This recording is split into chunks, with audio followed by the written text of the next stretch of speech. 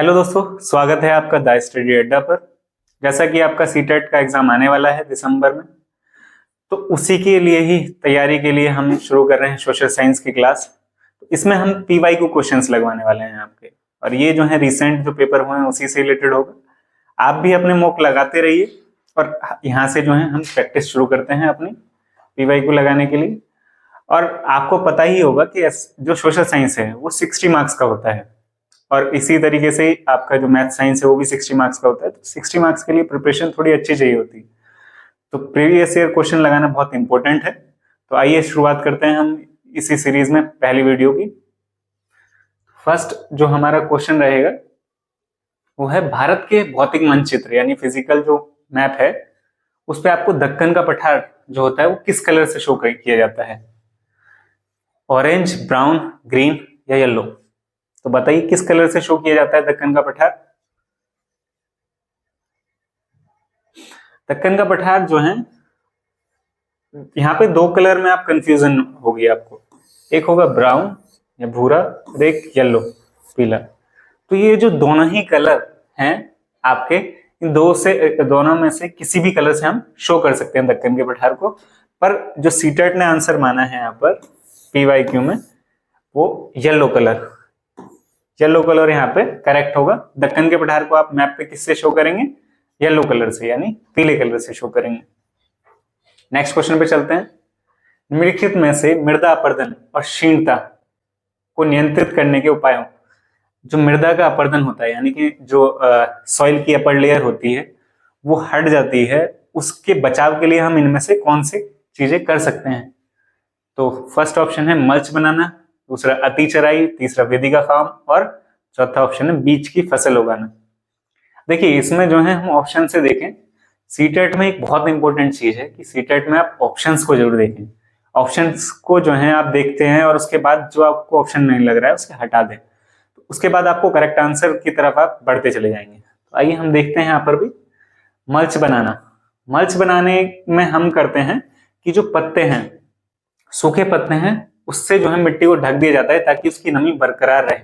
तो ये मृदा अपरदन और क्षीणता को नियंत्रित करने के उपायों में से बिल्कुल सही है। सेकंड है अति चराई।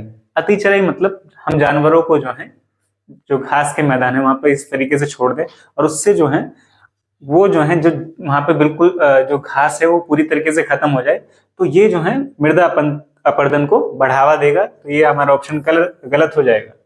वेदिका फार्म यानी टेरिस फार्मिंग, इंग्लिश में बोलते हैं इसे टेरिस फार्मिंग, ये हमारे यूके यानी उत्तराखंड के अंदर की जाती है। आपसे पूछा भी जाता है कि टेरिस फार्मिंग किस भारत के किस राज्य में की जाती है, तो आप बताएंगे उत्तराखंड के अंदर। तो ये भी जो है इसमें जो है नियंत्रित करने के उपायों में से एक है। और एक है बीज की फसल उगाना। बीज की फसल इंग्लिश में बोलते हैं इसे इंटरक्रॉपिंग। इंटरक्रॉपिंग में क्या होता है कि हम जो है एक साथ कई फसलों को उगाते हैं साथ साथ में। तो इंटरक्रॉपिंग भी एक जो है इसका मृदा अपरदन के को नियंत्रित करने के लिए उपायों में से एक है। तो हमारे ऑप्शन है ACD। ACD हमें जो है सेकंड ऑप्शन में दिखाई दे रहा है, तो हमारा यहाँ पे सेकंड ऑप्शन करेक्ट होगा। थर्ड है क्वेश्चन हमारा, पृथ्वी की गतियों के बारे में दिए गए निम्नलिखित कथनों में A और B पर हमें विचार करना है। तो फर्स्ट है पृथ्वी का अपने अक्ष पर घूमना घूर्णन, घूर्णन कहलाता है। तो ये बात क्या है? बिल्कुल सही है। सेकंड ऑप्शन है पृथ्वी का अक्ष एक काल्पनिक रेखा है जो अपनी कक्षीय सतह से 33.5 डिग्री 33.5 जो है ये बोल रहे हैं का कोण बनाती है। तो ये क्या बात सही है? 33.5 नहीं, ये बनाती है 66 डिग्री एंड हाफ, 66.5 डिग्री का जो है कोण बनाती है। तो ये बात जो है यहाँ पर गलत हो जाएगी। तो फर्स्ट ऑप्शन हमारा सही। तो ये ए कहां पर है? ऑप्शन 1 के अंदर है। तो ऑप्शन 1 हमारा बिल्कुल करेक्ट हो जाएगा। फोर्थ क्वेश्चन पे चलते हैं। अकबर ने निम्न में से किन सरदारों को वतन जागीर दिया था? वतन जागीर अकबर ने किन सरदारों को दिया? सिख को, मराठा, सिसोदिया राजपूत और भारतीय मुसलमान। तो अकबर ने इनमें से किन सरदारों को जो है वतन जागीर दी थी? तो बताइए। तो अकबर ने जो जागीर दी वो राजपूतों को दी। थर्ड ऑप्शन हमारा करेक्ट हो जाता है यहाँ पर। 5th क्वेश्चन है, ए और बी जो है कथन दिए हुए हैं, आपको सर्वोच्चता के आधार पर विचार कीजिए कि सही उत्तर। यहाँ पर याद रखिएगा सीटेट के अंदर आपको यहाँ पर सही या गलत जो क्वेश्चन में पूछा गया है उस पर बहुत फोकस से चेक कर लें, क्योंकि इसी के अकॉर्डिंग आपके आंसर गलत हो जाते हैं। तो यहाँ पर पूछा है सही उत्तर का चयन करना है आपको।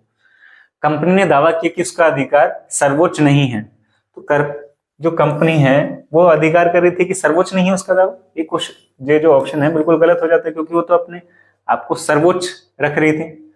अपने हितों की रक्षा के लिए वह भारतीय रियासतों का अधिग्रहण करने और या उनको अधिग्रहण की धमकी देने का अधिकार कंपनी अपने पास जो है मानती थी। तो ये आप जो है हड़प नीति में भी देख सकते हैं, जिस तरीके से जो है बहुत सारी रियासतों को जो है हड़प लिया गया कि उनका उत्तराधिकारी नहीं है। जैसे झांसी की रानी जो है उनके साथ भी युद्ध हुआ, तो उनका जो है उत्तराधिकारी नहीं था, इसी वजह से जो है उनका जो क्षेत्र है उसे भी हड़प लिया गया था। इसी तरीके से बहुत सारी रियासतें जो है का अधिग्रहण किया गया। तो ये ऑप्शन तो बिल्कुल करेक्ट हो जाता है। तो हमारा ऑप्शन बी कहां पर है, करेक्ट है। ऑप्शन ए जो है गलत है, लेकिन जो है ऑप्शन बी सही है। तो हमारा ऑप्शन हो जाता है 4th, सही हो जाता है। 6th क्वेश्चन देखते हैं। 6th क्वेश्चन में दिया हुआ है संकल्पनाएं दी हुई है एक तरफ और दूसरी तरफ आपके उदाहरण दिए हुए हैं। पहला ऑप्शन जो है ए भेदभाव, बी समानता असमानता, सी रूढ़िवादिता और डी पूर्व धारणा। तो ए ऑप्शन जो है आप देख पा रहे होंगे भेदभाव दिख रहा है आपको कि महिला को रोजगार की अनुमति नहीं है क्योंकि वह परिवार शुरू कर रही है और वह गर्भवती है। तो ये एक भेदभाव हुआ। आप देख रहे हैं असमानता कहाँ दिखाई दे रही है आपको, फर्स्ट में। समान कार्य के लिए जो है आपको सेम वेतन नहीं मिल रहा है। महिलाओं और पुरुषों के में जैसे जिस तरीके से होता है कि एक ही महिला वो सेम कार्य कर रही है तो उसे कम वेतन दिया जा रहा है, वहीं पुरुष को ज्यादा वेतन दिया जा रहा है। तो ये क्या है, एक असमानता को जो है दिखाता है। ये ऑप्शन हमें दोनों कहाँ दिख रहे हैं, 4th ऑप्शन में हमारे। 4th ऑप्शन यानी करेक्ट होगा। हम आगे वाले भी देख लेते हैं। रूढ़िवादिता क्या है, रूढ़िवादिता ये है कि लड़कियां जो है खाना बनाने या भोजन पकाने में अच्छी हैं, एक रूढ़िवादिता है। क्योंकि पुरुष भी अच्छा खाना बनाते हैं, रेस्टोरेंट में आप देखते भी होंगे वहां पे पुरुष भी होते हैं और महिलाएं भी होती हैं। पूर्व धारणा क्या है कि ग्रामवासी जो है अंधविश्वासी हैं। ये एक पूर्व धारणा है। क्या पता ग्रामवासी भी जो है मॉडर्न हो, उनके बच्चे जो हैं वो स्कूल में पढ़ाते हों, बाहर भेजते हों, शहरों में उनकी लड़कियां जो हैं रोजगार के लिए जाती हूँ, जॉब करने के लिए जाती हूँ। तो ये एक पूर्व धारणा हुई कि ग्रामवासी जो है अंधविश्वासी है। तो हमारा ऑप्शन क्या कौन सा हो गया, करेक्ट, 4th। नेक्स्ट क्वेश्चन पे चलते हैं। क्वेश्चन 7 है, दिए गए कथन ए और बी पर आपको विचार करना है, ए और आर पर, और बताना है कि कौन सा सही विकल्प है। सही विकल्प बताना है आपको। ए दिया हुआ है, ए में क्या लिखा हुआ है पढ़िए। जो स्थान ग्रीनविच से पश्चिम है उनका समय, ग्रीनविच जो रेखा है उससे, ग्रीनविच क्या है, ये समय रेखा है हमारी जो समय बताती है। इसी के अनुसार जो है विश्व में समय निर्धारित किया गया है। तो अगर उससे पीछे है, पश्चिम है, तो क्या होगा, वो जो है पीछे होगी, उससे समय पीछे होगा। बिल्कुल बात सही है कि अगर ग्रीनविच यहाँ है, इससे पश्चिम में अगर कोई देश है तो उसका जो है समय जो है ग्रीनविच से पीछे ही होगा। बिल्कुल बात सही है। और अगर भारत को देखें तो भारत जो है इससे आगे है। भारत ये जो है, भारत कितने डिग्री पर है, 82.5 डिग्री 30 मिनट। तो हमने जो है 82.5 डिग्री 30 मिनट जो है ईस्ट जो है ये डिसाइड किया हुआ है। हमारा जो समय मानक रेखा है हमारी IST, जो IST है इंडियन स्टैंडर्ड टाइम, ये है। तो ये जो है ग्रीनविच रेखा से आगे है और यहाँ पर जो है ये भारत का जो टाइम है वो 5.5 घंटे आगे चलता है। तो बात बिल्कुल सही है। सेकंड है, पृथ्वी पूर्व से पश्चिम की ओर चक्कर लगाती है तथा सूर्य पूर्व दिशा में जल्दी उगता है। अब सेकंड ऑप्शन जो है यहाँ पे अगर ध्यान से देखें तो पृथ्वी जो है पूर्व से पश्चिम नहीं, ये गलत होगी बात, पश्चिम से पूर्व यानी वेस्ट टू ईस्ट जो है घूमती है। तो ये वाला ऑप्शन जो है गलत हो जाता है और यहाँ पर लिखा है पूर्व दिशा में सूर्य उगता है। तो ये पूर्व दिशा में उगता नहीं, क्योंकि पृथ्वी जो है घूम रही है और सूर्य के चक्कर लगा रही है, उस कारण से हो रहा है। हमारा जो रीजन जो है गलत हो जाता है। तो हमारा जो है इसमें ऑप्शन 3 इसमें दिया हुआ है, ए तो सही है, पर आर जो है इसका रीजन जो है गलत हो गया। तो क्वेश्चन 7 था ये हमारा। क्वेश्चन 8, एक बड़े आधार और पतली छोटी वाली जनसंख्या पिरामिड। अब ये अगर हम बड़ा आधार कैसा होगा, बड़ा आधार इस तरीके से बनेगा, उसी के ऊपर जो है, अब ये जो हम बना रहे हैं स्लैब्स, ये स्लैब्स दिखा रहे हैं कि एज,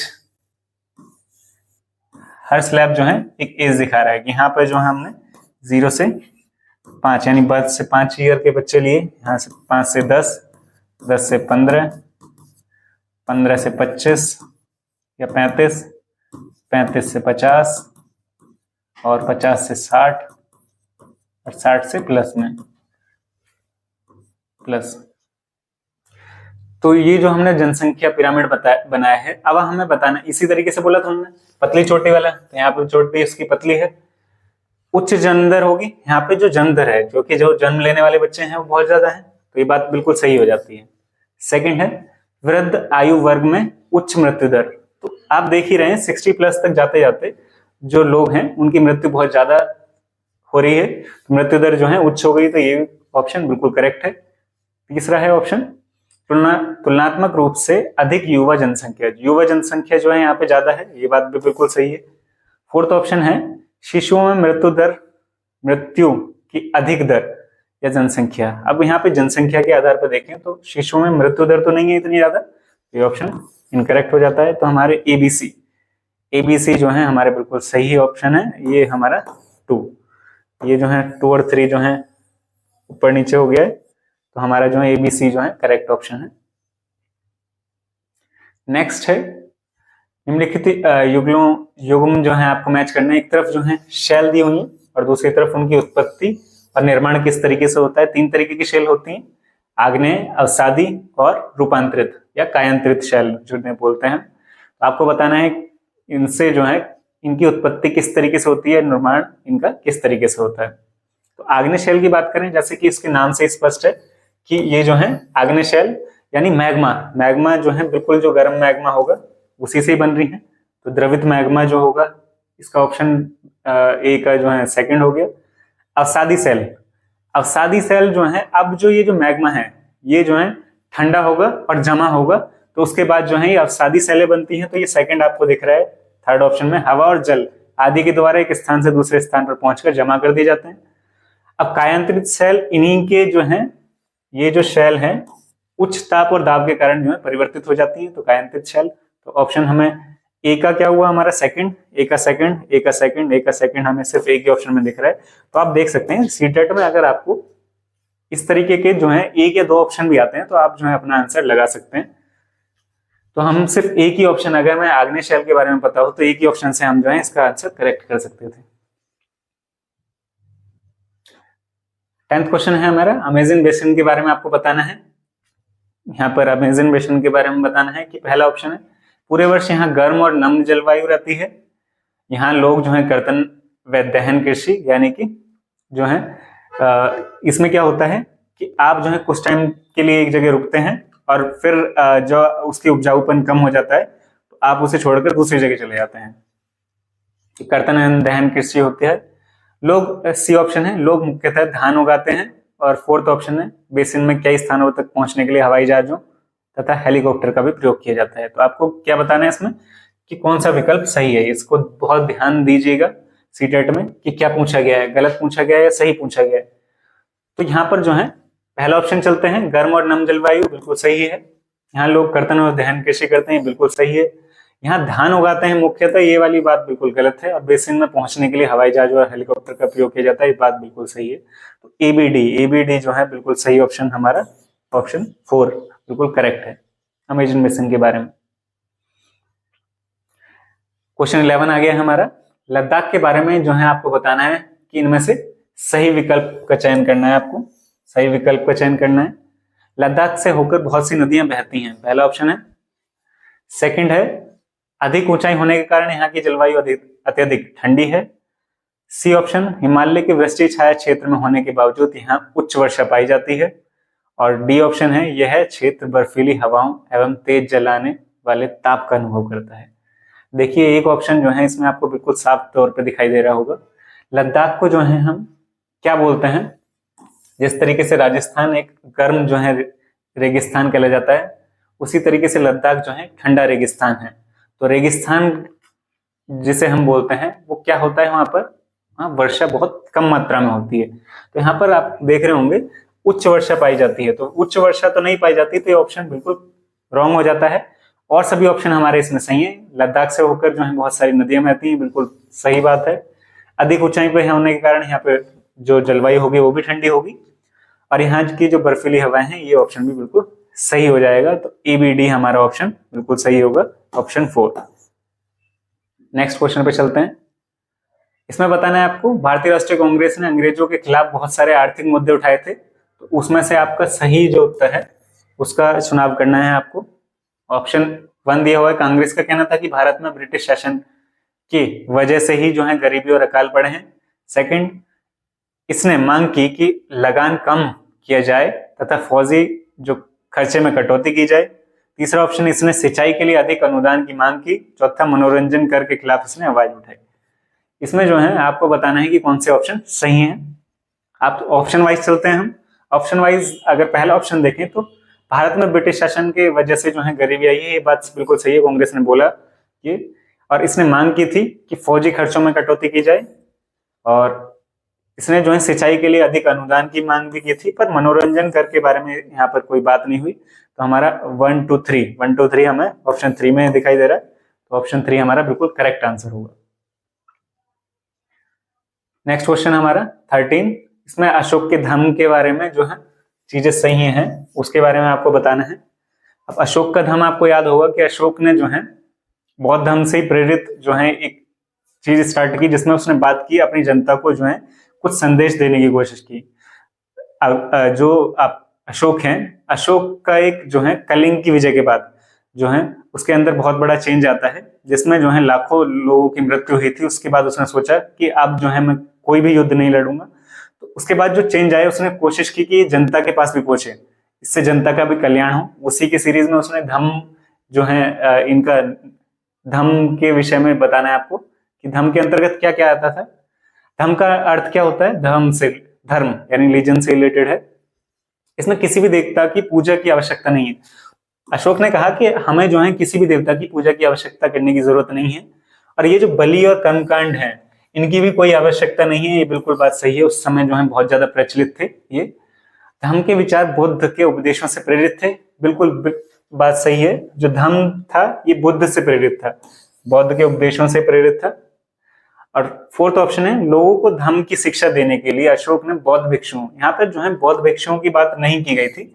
अशोक ने जो है अन्य अधिकारियों को जो है इसके लिए नियुक्त किया था जो इसका प्रचार करेंगे। तो बौद्ध भिक्षुओं की बात बिल्कुल गलत है कि उनको प्रचार के लिए नियुक्त किया, शिक्षा देने के लिए। तो इसमें हमारा ऑप्शन एबीसी हमें कहाँ दिखाई दे रहा है, ऑप्शन 4 में।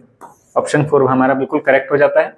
नेक्स्ट क्वेश्चन की तरफ चलते हैं। क्वेश्चन 14, इसमें श्री नारायण गुरु के बारे में आपको बताना है कि इन्होंने जो है क्या कहा, कौन सा कथन जो है इसमें से सही है। सही का ए है, उनके अनुसार सारी मानवता एक ही जाति है। ये बिल्कुल बात सही है। उन्होंने कहा, उन्होंने सभी को सभी गुरुओं में विश्वास करने के लिए प्रेरित किया। ये बात बिल्कुल गलत है, उन्होंने जो है ये बात नहीं कही, पर उन्होंने ये जरूर कहा कि मानवता ही की एक ही जाति है, जो सभी पूरी मानवता है, पूरा जो ह्यूमन है वो सभी जो है एक ही जाति है वो। तो ये बात बिल्कुल सही हो गई। तो ऑप्शन ए जो है हमारा सही है, और जो बी है वो हमारा गलत है।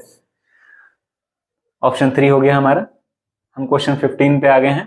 क्वेश्चन 15 में दिया हुआ है, यहाँ ए और बी इनको आपको मैच करना है। अतीत के व्यक्ति और वस्तुओं के बारे में है। बैरीगाजा, श्रेणी, एरेटाइन पाद और गृहपति। और दूसरी तरफ आप देख रहे हैं, मोहर लगे लाल चमकदार बर्तन, भरूच, स्वतंत्र, कृषक, शिल्पकारों एवं तथा व्यापारियों के संघ। अगर हम देखें इसमें जो है, जो आपको ऑप्शन आते हैं पहले उन्हें लगाइए। जैसे श्रेणी क्या है, शिल्पकारों तथा व्यापारियों का एक संघ था। ये बिल्कुल बात सही है। आप देखें अगर ऑप्शन में, तो बी का फोर्थ सिर्फ आपको 2 ऑप्शन में दिखाई दे रहा है, यानी कि आपके 2 ऑप्शन तो निकल के आ गए कि आपके 2 ही ऑप्शन करेक्ट होने वाले हैं। फिर इसके बाद एरेटाइन पात्र क्या होता है, जिसमें कुछ रखा जाए। तो रखने के लिए लाल लगे मोहर लगे लाल चमकदार बर्तन, बर्तन ही होते हैं रखने के लिए, तो ये भी बिल्कुल आपका जो है इजीली मैच हो जाएगा। तो सी का हो गया हमारा, सी का फर्स्ट, सी का फर्स्ट, सी का फर्स्ट, देखिए सी का फर्स्ट इसमें नहीं दिया गया, तो हमारा ऑप्शन 1 जो है करेक्ट हो जाता है। सिर्फ 2 ही ऑप्शन से हमने जो है पूरा आंसर निकाल लिया। और भी हम बैरीगाजा, बैरीगाजा किससे रिलेटेड है? ए सेकंड भरूच से रिलेटेड है, बैरीगाजा भरूच से रिलेटेड है, और वहीं गृहपति जो है स्वतंत्र कृषक। आपको अगर 2 ऑप्शन भी आते हैं तो भी आप आंसर निकाल सकते हैं सीटेट में। कोशिश कीजिएगा जो ऑप्शन आपको आते हैं पहले आप उन्हें जो है लगाएं, उसके बाद, क्योंकि आप जो है इससे कुछ ऑप्शंस को जो है डिलीट कर सकते हैं, उसके बाद आपके लिए इजी हो जाएगा कि आप उसका आंसर निकाल सकें। नेक्स्ट क्वेश्चन पे चलते हैं। क्वेश्चन 16, वायुमंडल की किस परत में वायु की बहुत पतली परत होती है? देखिए 5 परत होती हैं। कितनी परत होती हैं वायुमंडल की? 5 परत। सबसे नीचे से शुरू करते हैं, जमीन से शुरू जब होती है और ये जो ऊपर बढ़ती चली जाती हैं, तो बात पहली परत होती है शोभ मंडल, सेकंड समताप मंडल, थर्ड मध्य मंडल, फोर्थ आयन मंडल जिससे जो है बाह्य मंडल भी बोलते हैं, और फिफ्थ होता है बहिर्मंडल। तो यहाँ पर जो है पूछा है किसमें जो है वायु की बहुत पतली परत होगी?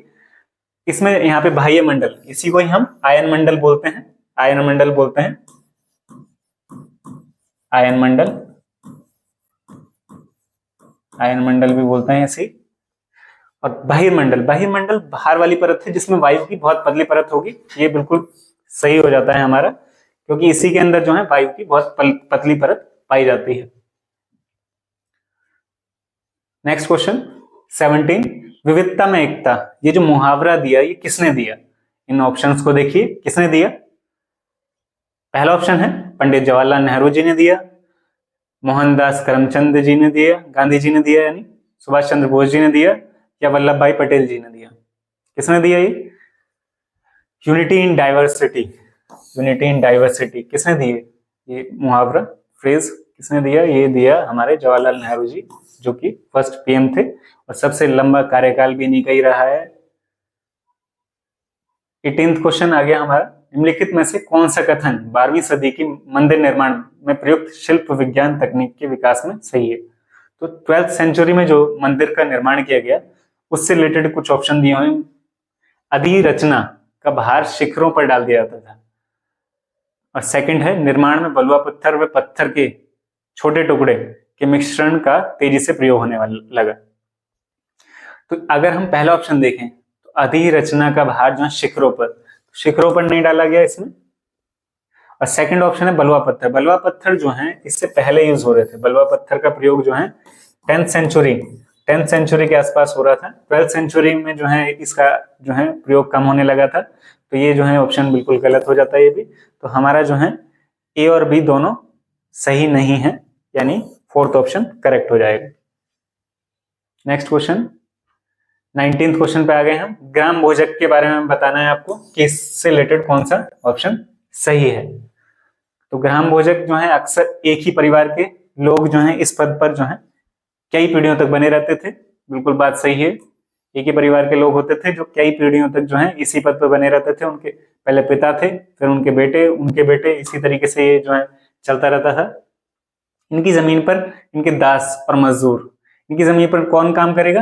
इनके दास और मजदूर। ये बात भी बिल्कुल सही है। गांव का कर वसूलने का काम जो है राजा अक्सर इन्हीं को देते थे। तो गांव में जो कर वसूलना था वो राजा के द्वारा इनको ये कार्य दिया जाता था। ये बात भी बिल्कुल सही है। 4th ऑप्शन है ये न्यायाधीश और पुलिस का काम नहीं करते थे। देखिए ये पूछा था यहाँ पे कि कौन सा ऑप्शन सही नहीं है, तो 3 ऑप्शन तो सही हो गए, तो लास्ट वाला जो है इनकरेक्ट हो जाएगा, क्योंकि ये न्यायाधीश और पुलिस का भी जो काम ये करते थे, यहाँ पे लिखा है नहीं करते थे। तो ये ऑप्शन जो है हमारा सही हो जाता है। पूछा था कौन सा कार्य जो है ग्राम भोजक का नहीं था।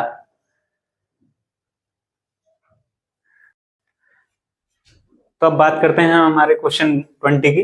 20 में दिया हुआ है आपको जो है एक तरफ फसल दी हुई है और दूसरी तरफ उसकी आवश्यक जो जलवायु कंडीशन है वो दी गई है। पहला कॉफी, दूसरा चाय। कॉफी और चाय के लिए कौन सी जो है आवश्यक जो है जलवायु कंडीशन होंगी या दशा होंगी वो आपको बताना है इसमें। कॉफी जो है ठंडी और शुष्क जलवायु में होती है, ये बात सही है क्या? और चाय जो है गर्म जलवायु और उच्च वर्षा चाहिए इसके लिए। तो यहाँ आप देख रहे हैं जो कॉफी है कॉफी के लिए जो है गर्म जलवायु चाहिए और उच्च वर्षा चाहिए। कॉफी जो ये जो स्टेटमेंट है यानी कि ये गलत हो गई जो इसके साथ मिलाया है। और चाय के लिए ट्रॉपिकल और सब ट्रॉपिकल क्षेत्र में उगाई जाती है, तो चाय के लिए जो है ये भी गलत हो गया ऑप्शन, ट्रॉपिकल सब ट्रॉपिकल क्षेत्र में उगाई जाती है। तो इसमें जो है ऑप्शन होगा आपका फोर्थ। तो फोर्थ जो है इसमें सही ऑप्शन होगा।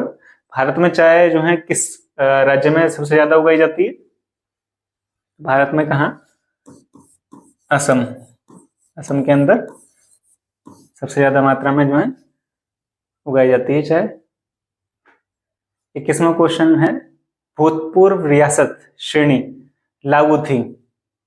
तो भूतपूर्व रियासत श्रेणी जो लागू थी इसमें बताना है आपको कि ये जो है कब से कब तक रही। स्वतंत्रता के समय केवल 1947 से 48 के आसपास रही है। और 47 दूसरा ऑप्शन है, 1947 से 48 और 1956 के बीच उन्हें प्रशासनिक इकाइयों के रूप में मान्यता मिली थी। तीसरा ऑप्शन है 1956 के बाद उन्हें प्रशासनिक इकाइयों के रूप में सुरक्षित नहीं रखा गया। और चौथा ऑप्शन है आपका किसी पर भी नहीं, क्योंकि भारत में ऐसी कोई श्रेणी विद्यमान नहीं थी। तो ऑप्शन के अनुसार चले हमारा, तो पहला 1947 से 48 के आसपास ये वाला ऑप्शन गलत हो गया है, 56 के बाद भी नहीं था और ये सब चीजें विद्यमान थी भूतपूर्व रियासत श्रेणी। तो हमारा ऑप्शन करेक्ट होगा कि ये जो है 1947 से 48 और 1956 के बीच जो है जब उन्हें प्रशासनिक इकाइयों के रूप में मान्यता मिली थी। किसे? भूतपूर्व रियासतों को। 22 क्वेश्चन नंबर है, 19वीं सदी के औपनिवेशिक भारत में लड़कियों को घर पर ही पढ़ाया जाता था, क्योंकि 19th सेंचुरी में लड़कियों को घर पर ही पढ़ाया जाता था। उसका कारण क्या था? वे पढ़ाई के साथ साथ घरेलू काम कर सकें, यही उस समय की विचारधारा रही। लोग मानते थे कि सार्वजनिक स्थानों पर जाने से वे बिगड़ जाएंगी, ये भी उस समय की सोच रही। और लोग अपने संबंधियों एवं मित्रों को उनकी शिक्षा के तथ्य छुपाना चाहते थे। ये जो है गलत है, क्योंकि वो शिक्षा तो दिलाने की कोशिश कर रहे हैं, पर वो है कि वो जो है घर पर ही ये शिक्षा दिलाई जा रही है। तो यानी कि हमारा ऑप्शन 1 और 2 सही होगा। ऑप्शन 1 और 2 कहां पर है? पहला ऑप्शन हमारा करेक्ट हो जाता है। पर अब ये नहीं है, अब जो है सभी को जो है समान रूप से शिक्षा दिलाने का प्रयास किया जा रहा है। क्वेश्चन 23, केसरी नामक जो अखबार है, आपको बताना है केसरी नामक जो अखबार है जो कि ब्रिटिश शासन पर कट्टर आलोचक बना हुआ था, ये इसके संपादक कौन थे, एडिटर कौन थे इसके? तो ज्योतिराव फूले थे, बाल गंगाधर तिलक थे, थर्ड ऑप्शन में महात्मा गांधी जी थे और फोर्थ है लाला लाजपत राय। तो यहाँ पर जो ऑप्शन बी है वो आपका करेक्ट है, वो बाल गंगाधर तिलक हैं जिन्होंने केसरी नामक अखबार लिखा। ये केसरी नामक अखबार जो है किस लैंग्वेज में है लिखा गया? ये जो है मराठी लैंग्वेज में। क्या आप बता सकते हैं कि इनका कोई और भी जो है अखबार था क्या? हाँ, इनका जो अखबार था मराठा। अब आप बताइए मराठा जो है किस लैंग्वेज में लिखा गया था? मराठा था आपका इंग्लिश लैंग्वेज में। मराठा किस लैंग्वेज में था? इंग्लिश लैंग्वेज में। तो यहाँ पर हमने बात की केसरी नामक जो अखबार है बाल गंगाधर तिलक ने लिखा, ये किस लैंग्वेज में था? मराठी लैंग्वेज में था। और मराठा जो है इनका जो अखबार था वो किस लैंग्वेज में था? इंग्लिश लैंग्वेज में। नेक्स्ट क्वेश्चन है हमारा, निम्नलिखित में से सही जोड़ियां बनानी है आपको। एक तरफ आपको दिया है पृथ्वी के मंडल के बारे में दिया है, 4 मंडल दिए हुए हैं और यहाँ पर उनकी विशेषता है, तो आपको मैच करना है इसे। स्थल मंडल, जल मंडल, वायुमंडल और जैव मंडल। अब जल मंडल से तो सभी वाकिफ हैं, तो जल मंडल क्या है? जल के विभिन्न स्रोत से रिलेटेड है। तो बी का थर्ड यहाँ भी नहीं दिया तो ये भी गलत हो गया। बी का थर्ड इसमें दिया हुआ है तो ये यानी करेक्ट। बी का थर्ड यहाँ पे भी नहीं दिया तो ये भी गया, और बी का थर्ड यहाँ भी नहीं दिया है, तो यानी कि आपके ऑप्शन 3 कट हो चुका है और एक ऑप्शन जो आपका सही था वो आपको मिल भी गया। सिर्फ एक ही आंसर जानने से आपका इजी आंसर था, जलमंडल जल के विभिन्न स्रोत से संबंधित है, तो इसी से आपको आंसर भी मिल गया। और भी लगा लेते हैं हम इसमें ऑप्शन। स्थल मंडल, स्थल मंडल किससे संबंधित है? चट्टानों एवं खनिजों से बना हुआ है स्थल मंडल आपका। नेक्स्ट है वायुमंडल। वायुमंडल किससे रिलेटेड है? वायुमंडल वायु की पतली परत से रिलेटेड है, ये भी बिल्कुल इजी था। जैव मंडल में क्या होता है? जो प्लांट्स हैं और जीव हैं, जीव जंतु वही रहते हैं। प्लांट्स और एनिमल किंगडम जो है कहाँ रहते हैं? आपके बायोस्फीयर, बायोस्फीयर बोलते हैं इसे। क्वेश्चन नंबर 25, नीचे दो कथन दिए गए हैं ए और बी, 19वीं शताब्दी में जो चमड़े का काम करने वाले लोग थे उनके संदर्भ में दिया गया है। तो पहला कथन क्या है?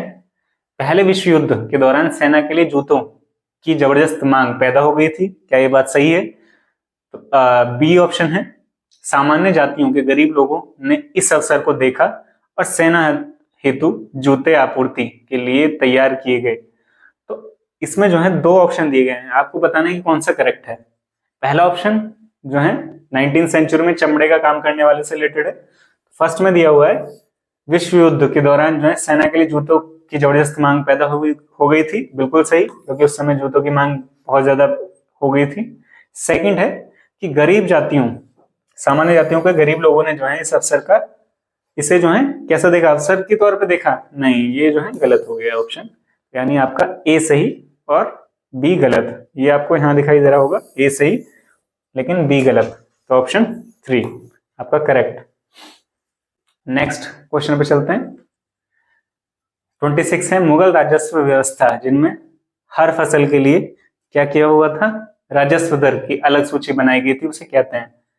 तो मुगल राजस्व व्यवस्था में जो है राजस्व दर तय की गई थी, वो जो सूची बनाई जाती थी उसे क्या कह रहे हैं? उसे जब्त कहा जा रहा है, जब्त। जो मुगल के समय राजस्व व्यवस्था थी, तो राजस्व दर जो सूची तैयार की जाती थी उसे जन जब्त जो कह रहे हैं। 27, भारत में केंद्रीय सरकार कार्यालयों के खुलने के समय जो है, अभी हम इस क्वेश्चन से पहले हम थोड़ा डिस्कस करते हैं।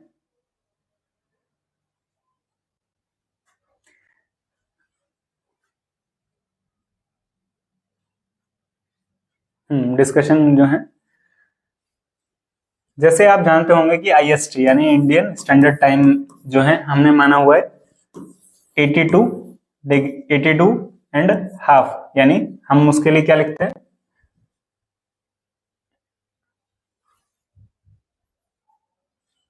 82 एंड हाफ यानी 82 डिग्री 30 मिनट्स, तो ये लिखा जाता है। और ये जो है कितना? 82 एंड हाफ, एक डिग्री में अगर आपको पता हो तो इसमें एक डिग्री में 4 मिनट होते हैं। कितने मिनट होते हैं? 4 मिनट। तो जो ग्रीनविच रेखा है उससे हम 82 डिग्री आगे हैं, 82.5 डिग्री, तो 1 डिग्री के लिए 4 मिनट, तो 82 डिग्री के लिए 82 डिग्री इंटू 4 हो जाएगा, तो ये कितने मिनट्स हो गए? 4 2 8, 4 8 32, 328 मिनट्स हो गए। और हाफ के लिए, क्योंकि हाफ डिग्री है, हाफ मिनट है यहाँ पे, उसके लिए हम यूज करेंगे, इसका हाफ हो जाएगा 4 का, प्लस इसमें हो जाएगा 2, तो टोटल कितना हो गया? 330 मिनट्स। तो 330 को अगर हम आवर्स में चेंज करें तो 330 टोटल मिनट्स आ गए थे हमारे, 60 से डिवाइड करेंगे तो हम आवर्स में चेंज कर लेंगे इसे, 0 से 0 कट किया तो ये आ गया 5.5 आवर्स।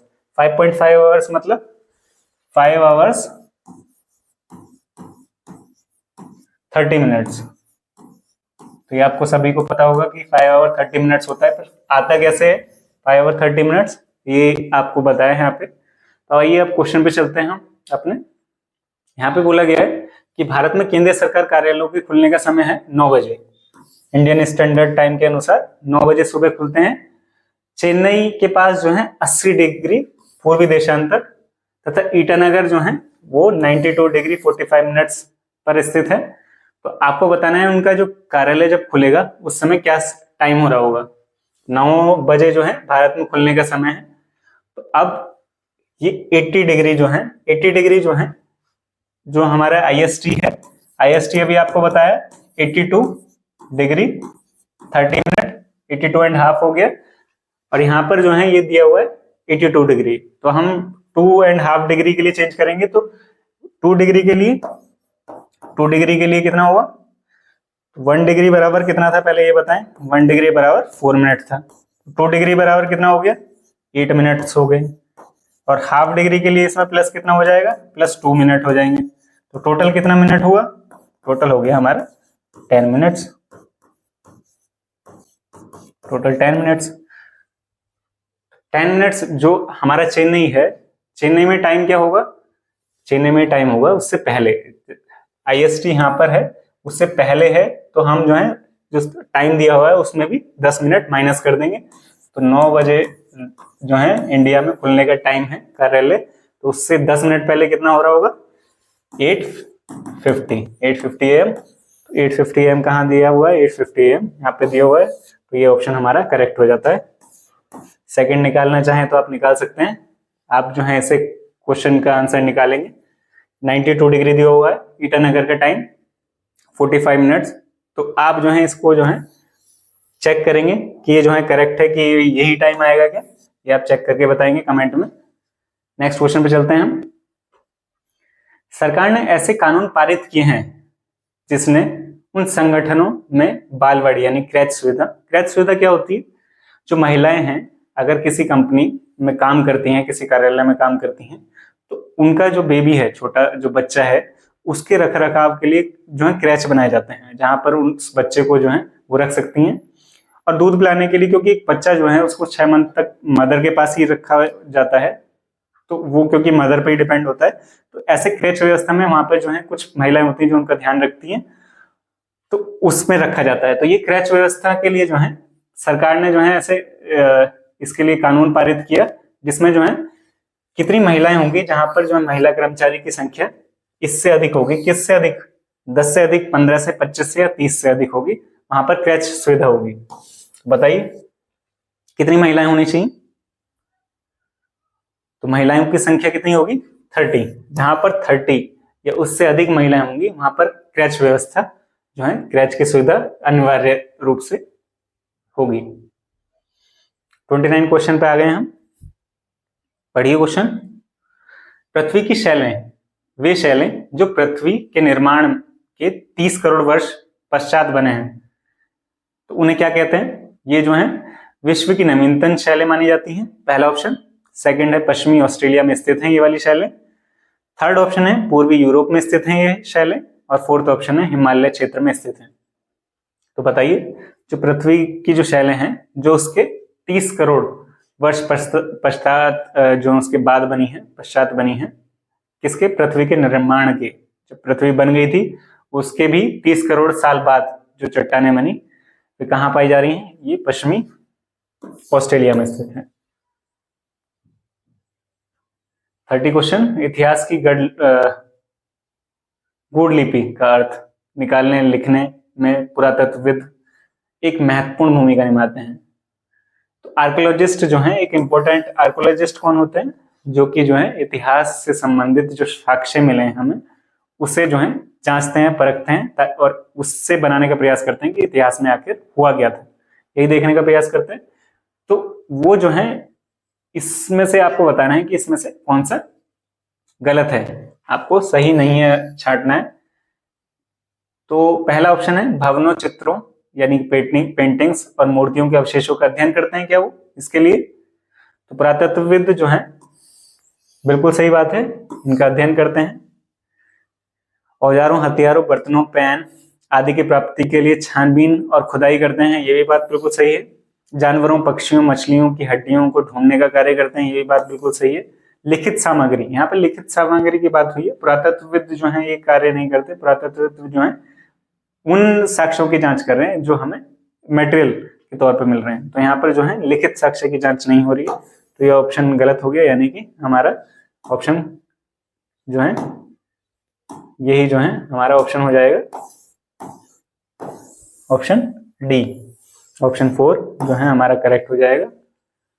तो ये आज की हमारी क्लास थी। आप ऐसे ही क्लासों के लिए जुड़े रहिए द स्टडी अड्डा के साथ।